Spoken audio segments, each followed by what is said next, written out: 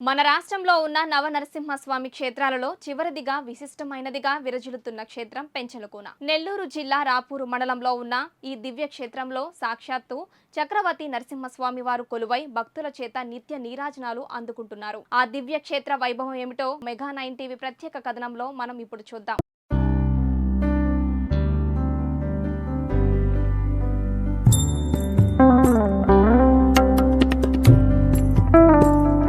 ఆంధ్రప్రదేశ్ రాష్ట్రంలోని నెల్లూరు నగరం నుంచి 75 కిలోమీటర్ల దూరంలో నల్లమల అడవులు, శేషాచలం అడవులు కలిసిపోయే ప్రాంతంలో దేదివ్యమానంగా విరాజిల్లుతుంది పెంచలకోన శ్రీ పెనుసుల లక్ష్మీ నరసింహస్వామి దివ్యక్షేత్రం. సముద్ర మట్టానికి 3000 అడుగుల ఎత్తు ఉన్న ఈ పెంచలకోన క్షేత్రం నిత్యం భక్తులతో శోభాయమానంగా వెలుగొందుతోంది. ఆలయ ప్రస్థానం గురించి పరిశీలిస్తే శ్రీహరి నరసింహునిగా మారి హిరణ్యకశిపుని సంహరించి ఉగ్ర నరసింహుడయ్యాడు. ఆ మహోగ్ర రూపంలో స్వామి అలానే శేషాచలం అడవుల్లో సంచరిస్తుంటే ప్రజలతో పాటు దేవతలు కూడా భయభ్రాంతులకు గురయ్యారట. అయితే అప్పుడే స్వామివారికి చెంచురాజు కుమార్తె చెంచులక్ష్మి కనిపించిందట. అప్పుడు ఆమె ముక్త మనోహరమైన సౌందర్యం స్వామివారిని శాంతింపపరిచింది అని చెబుతారు. అప్పుడే చెంచులక్ష్మిని పెళ్లి చేసుకోవాలని భావించిన స్వామివారు చెంచురాజుకి కప్పం చెల్లించి మరీ ఆమెను పరిణయం ఆడారట. అనంతరం ఆమెను కౌగిలించుకొని శిలగా స్థిరపడ్డారు. ఆ సిరివెలిసిన ప్రాంతమే పెనుసులకోన అయింది. కాలక్రమేణా అది కాస్త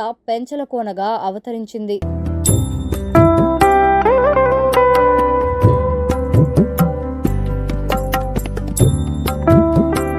అయితే శ్రీహరి చెంచులక్ష్మిని వివాహమాడాడు అని తెలుసుకున్న ఆయన సతీ ఆదిలక్ష్మీదేవి అమ్మవారు ఆగ్రహించి స్వామికి అల్లంత దూరంలో ఏటి అవతల గట్టుకు వెళ్లిపోయారని కథనం. దాంతో అక్కడ అమ్మవారికి ఆలయాన్ని నిర్మించారు. ఆదిలక్ష్మి అమ్మవారి ఆలయానికి దగ్గరలో సంతానలక్ష్మి వటవృక్షం ఉంటుంది. పిల్లలు లేనివారు ఈ చెట్టుకు చీరకొంగు ఉయ్యాల కడితే సంతానం కలుగుతుందని భక్తుల విశ్వాసం. వైష్ణవ క్షేత్రాల్లో పెద్దదైన పెంచలకోన క్షేత్రంలోని గర్భగుడి సుమారు 800 సంవత్సరాల క్రితం నిర్మించి ఉంటారని భక్తుల వాదన. పూర్వం కనుమ మహర్షి ఈ ప్రాంతంలో తపస్సు చేశాడని, ఆయన ఆశ్రమం పక్కనే ఉన్న ఏరుని కన్వలేరుగా పిలిచేవారని, అది కాస్త కండలేరుగా మారిపోయిందని చరిత్ర కథనం.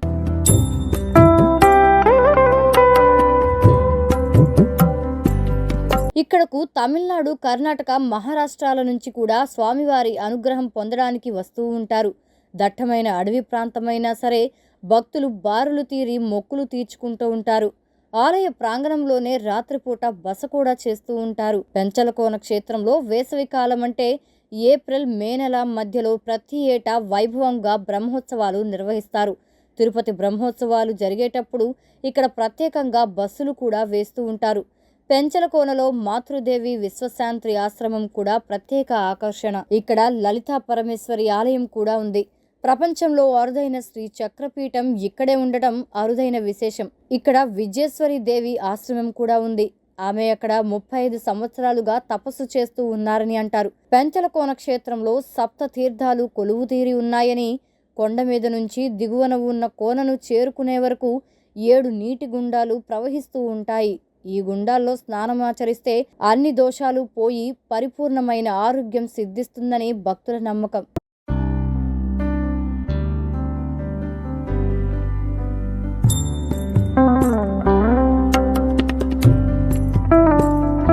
సాహసీకులు పెంచలకోనలో ఉండటానికి అన్ని సత్రాలు కూడా ఉన్నాయి. ఈ విధంగా తూర్పు పెన్షన్ కోళ్లలో ఉండటానికి అన్ని సత్రాలు కూడా ఉన్నాయి. భోజనాలు, టిఫిన్ల కోసమైతే కాకా హోటళ్లు, తోపుల బండ్లు ఆలయం బయట దర్శనమిస్తాయి. ఈ విధంగా తూర్పు కనుమల మధ్య పర్వత ప్రాంతంలో వెలసిన స్వామిని కొంటికాసుల వారని కూడా పిలుస్తారు. మామూలు రోజుల్లో అయితే ఇక్కడ చీమ చిటుక్కుమన వినిపిస్తుందేమో అన్నంత ప్రశాంతంగా ఉంటుంది. అయితే వేసవికాలం మాత్రం భక్తులు, పర్యాటకులతో కిక్కిరిసిపోతుంది. పెంచలకోన చేరుకోవడానికి రోడ్డు, వాయు, రైలు మార్గాలు, సౌకర్యాలు కూడా ఉన్నాయి. పెంచలకోనకు సుమారు 100 కిలోమీటర్ల దూరంలో తిరుపతి రేణిగుంట విమానాశ్రయం, 30 కిలోమీటర్ల దూరంలో రాజంపేట రైల్వే స్టేషన్లు ఉన్నాయి. నెల్లూరు నుంచి ప్రతి గంటకు ఒక బస్సు పెంచలకోనకు బయలుదేరుతుంది. ప్రతి ఏటా ఈ ఏడాది కూడా ఈ నెల 19 నుంచి 25 వరకు బ్రహ్మోత్సవాలు జరుగుతున్నాయని వేద పండితులు పేర్కొన్నారు. శ్రీ లక్ష్మీ నరసింహాయ నమః. నెల్లూరు జిల్లా నెల్లూరు రూరల్ మండలం నరసింహకొండపై వెలసి ఉన్న శ్రీ వేదిక లక్ష్మీ నరసింహస్వామి వారి దేవస్థానం అత్యంత ప్రాచీనమైనది. ఇచ్చట సప్త మహర్షులచే స్వామివారు ప్రతిష్ఠింపబడినట్లు స్థల పురాణం. పూర్వము కశ్యప ప్రజాపతి లోక కళ్యాణార్థం 7 హోమగుండాలను ఏర్పరిచి సప్త మహర్షులచే యజ్ఞం నిర్వహించను. ఆ యజ్ఞ పూర్ణాహుతి నుంచి ఒక జ్యోతి వెలువడి ప్రస్తుతం స్వామివారు వెలిసి ఉన్న గుహలో అంతర్ధానమైంది. ఆ జ్యోతిని వెంబడించి వచ్చిన కశ్యపాది సప్త మహర్షులు ఆ జ్యోతిని లక్ష్మీ నరసింహస్వామి వారిగా ప్రసన్నం చేసుకున్నారు. వైశాఖ శుద్ధ చతుర్దశి స్వాతి నక్షత్రం సాయం సంధ్యా సమయంలో స్వామివారి జ్యోతి స్వరూపంగా ఇక్కడ వెలిశారు. ఈ స్వామివారి స్థల పురాణం. సుమారు 1200 సంవత్సరాలప్పుడు పల్లవరాజుల కాలంలో స్వామివారికి ఆ గుహనే దేవాలయంగా నిర్మించారని చెప్పని మన పురాణ చరిత్ర తెలుపుతుంది. ఈ స్వామివారికి ఆ వైశాఖ చతుర్దశి స్వాతి నక్షత్రం సాయం సంధ్యా సమయంలో గరుడ సేవ జరగకుండా 11 రోజులు వైఖాన సాగమోత్సవం ప్రకారం స్వామివారి బ్రహ్మోత్సవాలు జరపబడతాయి. ఈ సంవత్సరం 16వ తేదీ నుంచి 26వ తేదీ వరకు స్వామివారి బ్రహ్మోత్సవాలు అన్ని ఏర్పాట్లు జరపబడింది. 16వ తేదీ సాయంత్రం అంకురార్పణతో ఈ స్వామివారి బ్రహ్మోత్సవాలు మొదలవుతాయి.